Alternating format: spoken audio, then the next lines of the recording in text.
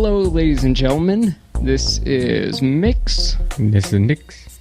And I am on the wrong document. That's why I was confused and said the thing. But welcome to the 6th episode of Hillbillies Camo Caps, where we talk about RC things, because that's what we like. Yes. Last episode, again, we're not going to try to force long episodes if we don't have the content for one, which is a mistake that we've made twice now. It's all my fault. It's completely my fault, though. I apologize. So it's been a while since we mentioned what cars we've got, so I just wanted to refresh the audience if there's anyone new that didn't watch the first episode, which who can blame them if they didn't? No, I'm kidding. Anyway, I've got my little lousy crawler and my honcho, which you will see shortly. And Nick's, your primary vehicles that you drive on a regular basis are... the Slash and the Wraith. Okay, and then you also have got your Tamiya Ford. Tamiya Ford and the little lossy crawler. Okay, yeah. I almost forgot about your crawler.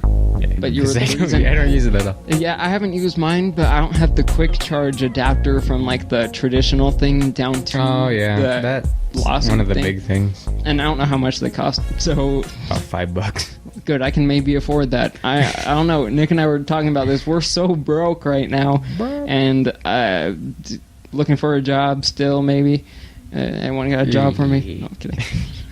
Maybe. Well, anyway, Nick's Wraith had an issue. We talked about that last episode. Yeah, we don't have to worry about it this episode. It's all fixed, with minimal pain to the Wraith.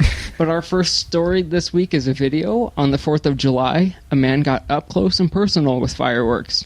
He used a DJI Phantom 2 quadcopter, I'm not going to say drone, I guess, and filmed it with a GoPro Hero 3 Silver, which GoPros are ridiculously overpriced in my opinion. Nick just broke something. Nice again. The drone was being flown very, very close to the fireworks, in my opinion, but the videographer stated that the drone wasn't harmed in any way. Where am I? Nick, I'll have to show you this one now. Right. I'll show you now, okay, except I have like 8 links open. Hold on a sec. Dang it, I closed my Google Chrome. So now we gotta wait 10 minutes for that thing to boot up. Tell a story. I don't know any stories. You're trying to get something out of me that I don't know. I always ask you to tell stories, like in that one Minecraft video that we did. Oh, dang it. Well, we got an advertisement. I was like, hey, tell a story. And you're like, all I've got is part books for my Tamiya. You don't want to hear this. Oh, yeah, that's all I have around there is part books. Here we go. 5 seconds until Nick can view this. Here, let's hand it over to you now. But at a first glance, I don't know what to spell. Everything on the thing. But at a first glance, I thought that he was maybe too close to the fireworks. But it is his own drone. And it's his own money that he's putting on the line to do what he's doing there. Mm-hmm. It does look pretty cool, though. Yeah, and he's not really doing anything right now. Oh, he hasn't taken off even yet, probably. No. It looks like he's over a lake. Is he over? Yeah, I think so. So maybe those fireworks are being launched from, like, I don't know, a boat or something. So he wasn't really flying over a crowd, which we talked about a couple episodes ago, which is a terrible idea to do. Yeah, especially with people nowadays. Yeah. Whoa. What happened? He about got shot down. Uh-oh. Well, there are some very close calls that I thought were maybe too close for comfort, but this guy putting his own money out there. Yeah, whatever you want to do, I guess. Well, yeah, like that quadcopter is like $600, I think I said. Is it the big one? They're only like the size of that laptop, because remember they're quadcopters. Oh, yeah. But the camera, the GoPro, I don't know how much they're running for. 300. Okay, so he's gotten like almost $1,000 up there, probably with tax. with tax, just throw tax in there. So throwing $1,000 into the air to be shot at by explosives. Good idea. Yeah. You don't even have to pay me to try to hit the drone. But it's like a mobile target. I wonder what the people on the ground were thinking about. They probably couldn't see it. True, they're probably too focused on doing whatever else they're doing. Is your thing done? Yeah. I was watching it the whole time, don't worry. Alright, I'm gonna steal back the thing from you. Alright. All right. Do you have some thoughts on that one? Hold on, I'm gonna drop this. It's pretty neat stuff with them things. I'm surprised they don't get shot down more often than what I would imagine them being shot down. Did you? But you saw. Oh yeah, those are boats that their fireworks are being shot from. That's probably more dangerous than flying a drone over a boat. Is shooting fireworks off. I've never heard of fireworks being shot off a boat. That's anyway, what they do at the lake. I thought they shot them from land. No, because, it's a barge. In the newspaper, I saw that they had them all. Maybe that's just they load them on the land and then throw them onto the boat. Yeah, they put them on a pontoon. I don't know what they do over there. Like, do they restrict people from just walking over and being like, "Hey, Jim," or like what? I don't know. I'm never there to see. So. Oh yeah. You're always at your house and doing stuff. But when I first saw this video, I thought, like, why would someone throw $1,000 into the air to get shot at? I was pretty upset, but then, I got over it real quickly, realizing that there was really no harm. Like, if it got shot down, it would just go bloop, and there goes $1,000. But it's his own money. In fact, GoPro even featured it on their channel. This is just another display of, like, what the consumer drones are doing, and Nick, you kind of mentioned that earlier. Yeah. And also a sneak peek. Well, you said it's crazy what these things can do, or something like that. That's my Nick impression. All right, you can go ahead and grab that. Who's beeping? Well, this one's freaking out. What does it say? What's it say? Insignificant space on guard. Uh-oh. Just turn... Yeah. That broke last time I tried to do it. Well, don't break it. That'd be bad. Okay, clap. Now it's even moving away. It has to be so I can hear, because it's quiet. Okay. It's quiet. We're back. Maybe I didn't completely empty the card or something. We're not gonna worry about it. No one cares. A photo this week made me realize how much I want a new honcho body, because I'm kind of getting tired of seeing the same old. Yeah. Go for it. But like we keep saying, Nick and I are, your typical teenager, and we're broke. Yeah. And laptops in the way. But I still like seeing what bodies are out there. Well, now I don't know my script. Deal with it. Well, it's the stock honcho, so there's not much to see anyway. You're gonna spill that water everywhere. Not to break anything here. But at some point, I would like to maybe get a new body and upgrade my lighting once I've got a little bit of money to throw around, which there is no money to throw around. This photo that I'll link to at the website hillbilliescamocaps.wordpress.com has a blue Jeep Cherokee blue Jeep Cherokee body on it. On top of this vehicle is it's not a dice, but on top of the vehicle in the picture is a light bar and thing. Yeah, roof rack that runs about $30 on eBay. So Nick is I don't have to show Nick the photo of the actual car because I printed out the actual link to the eBay post, and in case you're curious, darn it, I do not have a link to that eBay post. I will find it and I'll throw it on the website as well. So how hard is it to install that, and how would we even go about doing that? You just got to drill 4 holes in the roof of the body, and then it's got like little screws or like little body pins. My Wraith has got, I think, body pins that are holding it on. So what lights are those on there right now? Are those? They're LEDs. Okay. And what battery would I have to get? Would I just get? It hooks to the car. It does? Yeah. How? How's that work out? Hang on. I don't understand. I can help out. Man, body pins. Body pins are something else, in my opinion. But they're necessary, but, okay, hold on. Now I can move the laptop out of the way. So, you see on the side here where all your wires are going Where am I looking? All right, Inside of there is where everything plugs into. Yes. So, and that's where everything gets transmitted from.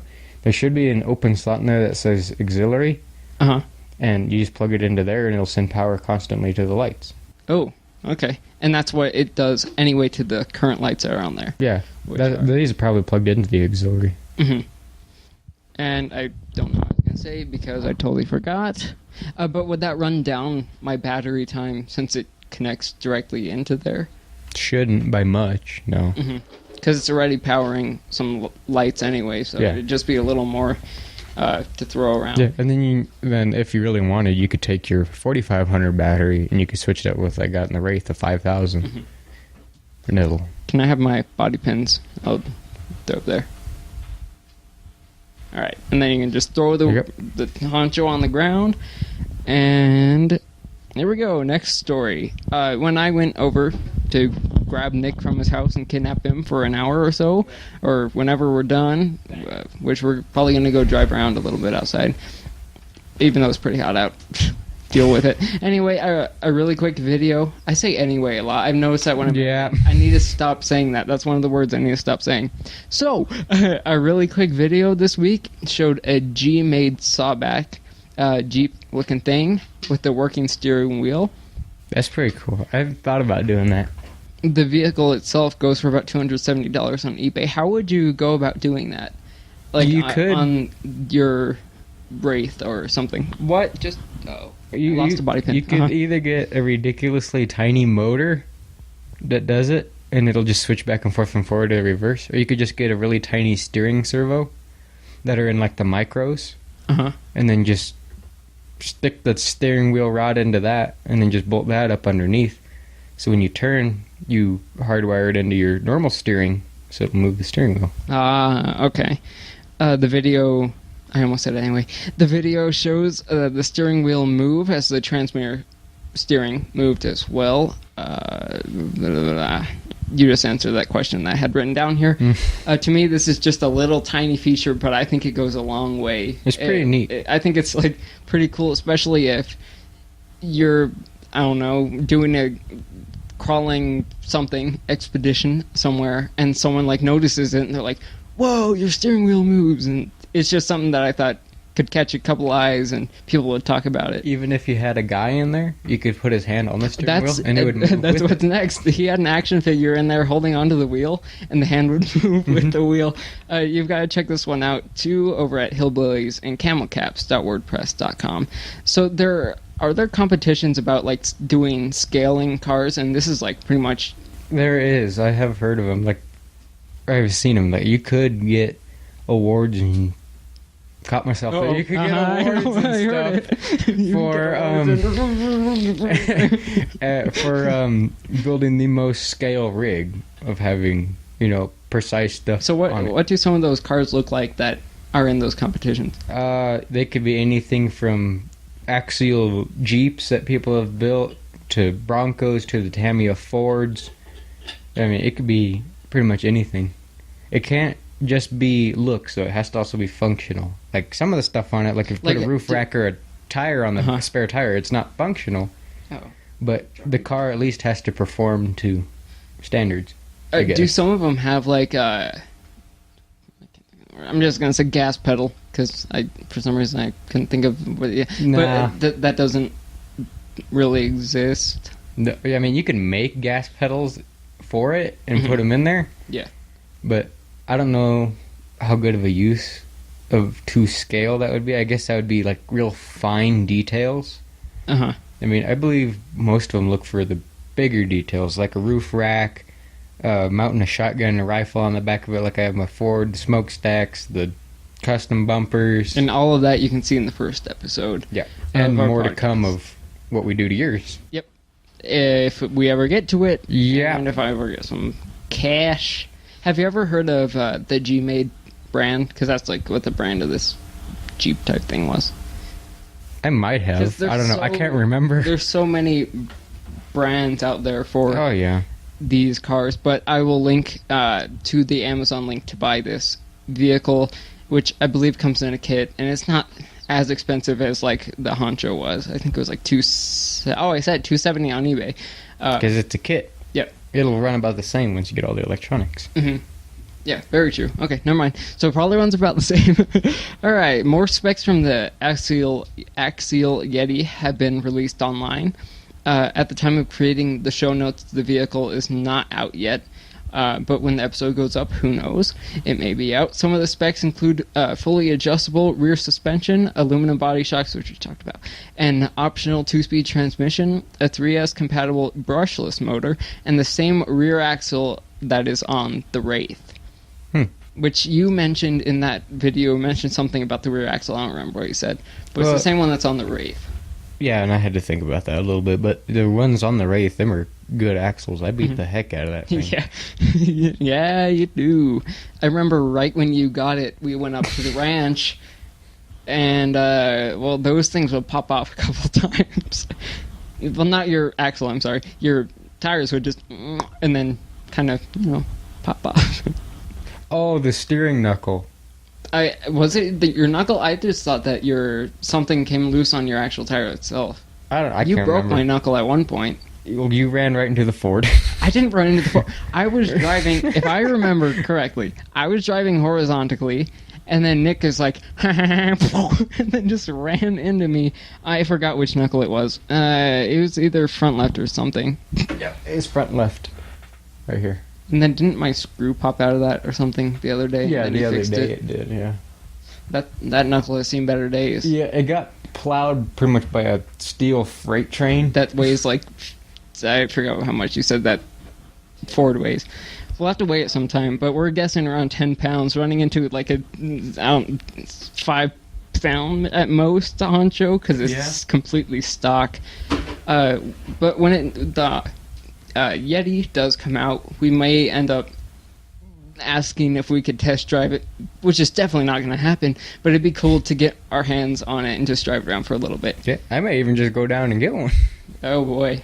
If I have enough for it. I forgot how much I said it's going to... for pre-order, like 430 something. Yeah, that's pre-order. Yeah, and pre-order is obviously more expensive, I think. I probably just said that and it's wrong. I take it back. In my opinion, pre-order is more expensive. You can fix anything by saying "in my opinion." That's why I say "in my opinion." I think that does. I don't. Next, on July 21st, our buddies at rccaraction.com released a guide entitled "Everything You Need to Know About Batteries." Again with the batteries. The batteries are the second most important thing about your car, other than the car. Yeah, probably, and motor. And okay, hold on. Let's say it this way: other than you need a battery to make the whole thing run. Yes. That's why batteries are so important. But the guide goes over differences between LiPo and nickel metal hydride. Hello. Which what we run. How to charge your batteries, and LiPo balancing, which is a thing that I don't know about, and LiPo care. But I will be probably looking over this guide in more detail to learn about like the LiPo stuff in case I ever want to get into the LiPo game. They enhance your power by quite a bit. And do they? I forgot what you said. Do they last longer? Like, well, it's hard to compare them though, because like we don't have one to compare with. But they're like two different things. It's like I don't know. But did they last? They seem to last longer, yeah. Because they're lithium. Yeah. And lithium batteries are like, especially in like AA or something, they're just that looked like it fell. What? Your mic stand. Oh. Anyway, it looked like it's sinking. Think it did. It's sinking. Well, Nick, you can fix that. Uh-oh. Nick. Don't drop it. Does it work? I'm getting signal. I can hear it. Oh, God, not again. Oh. Hang on. Technical difficulty. Keep talking. Okay. Last week, AliExpress.com has released some more mini quadcopters.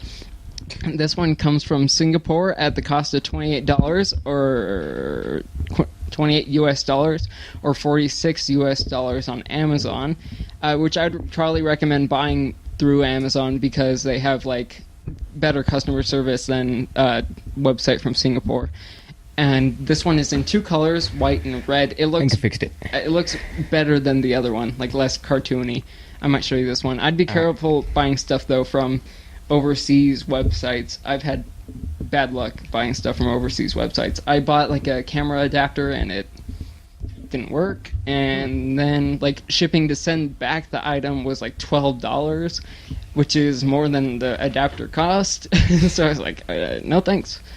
But I'll include the link in the description. I mean, at the show notes and stuff. The runtime is 4 to 5 minutes as opposed to last week's 5 minutes, which was 5 to 8.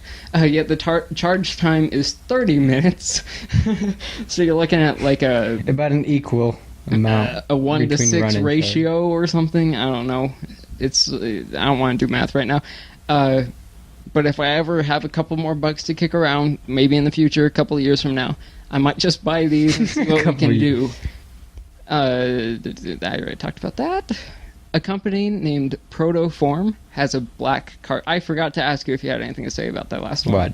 It's the same as the other one, pretty much. Yeah. What, do you think that they're even worth it? I don't know. I might invest in one just to see how they are. I've never flown one of them. I've flown a chopper, but... So it's $46. What happened? Random crap falling. Chili in your eye? Oh. It's a wheeler. Okay, anyway, a company named PROTOForm has a black car stand for sale. I believe, in my opinion, it is. I think I said anyway again. Mm-hmm. So, a company named PROTOForm has... Okay. It is nice to keep your tires off the ground. Traditionally, like... That's what I do with the Ford. Especially with real cars. We were going to get like a jack to put up our Model A outside for the tires and stuff. I met a guy who had a DeLorean. He passed away, unfortunately, but he had a giant... he had a giant jack. I forgot to look at the clock, and that's what I get. But you might want to reset that one. Yeah. But what he had this massive jack that was as tall as his garage, and the garage was like a warehouse. And car lift. Could lift up I guess it was a car lift. Whatever.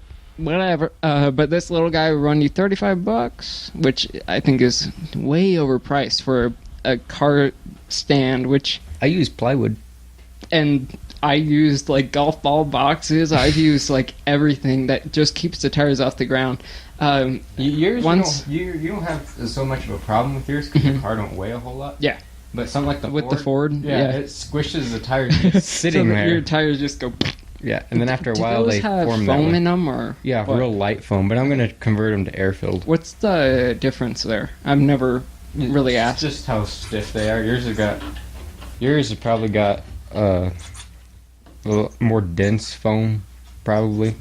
The ones in the Mickey Thompsons I have, they're real soft. Yeah, they're really? I thought they felt solid. Mickey Thompsons. No, they're it's their TTT tires. Because I'm running some Ripsaw. They're TTC. They're TTC. Okay. So they're meant to squish. They're not that much. Squish. I forgot what I was saying. I think, I already said that. $30 is definitely overpriced. Gear of the Week, which we have a secret project in the working for Gear of the Week, which I accidentally, in one of the episodes I talked about what our plans are for Gear of the Week, but that should be a secret. I don't even know what it is. Yeah, I told you. Did you? I don't want to say it because then I'll have to cut it out. I can't remember. Don't say it. I'll tell you after. But Gear of the Week, this week, Nick has supplied the Gear of the Week once again. Yes, it's a Gibbs pen. Which he just threw on the ground, I think. There we go. Okay, here he goes. Nick, tell us what you got. It is a Carshaw Speed Safe knife. Well, it is a very impressive knife. I've had it for 3 years now, and it still works flawlessly. It still looks really nice. Yeah, all my knives are hand sharpened, so this one is ridiculously sharp. But the only problem I had with it was the screw got a little loose one time, and I went like this, and everything exploded from here up, and I had to find all the pieces again. And do you mind if I take a peek? I just want to see here.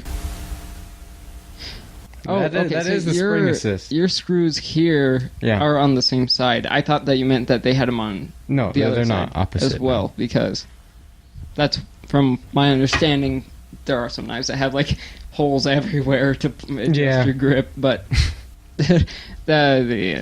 most of my knives I got for either super discounted or gifts or cheap or free from a man that we knew. And like I said, he's living in a bunker in Idaho or something. We don't know. I don't know where he went, really. He ran off. he was a good guy, I think. I don't know.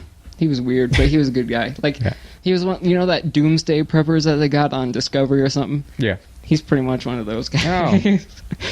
Oh. Coming soon, we'll have some wall decor that will be hopefully behind me and some back over there. We've got a man over at Axial that hooked us up with some banners. I don't know what that means, like flags. I'm hoping it kind of means like flag type. You know the NASCAR flags that we got in the garage? I don't really remember right now.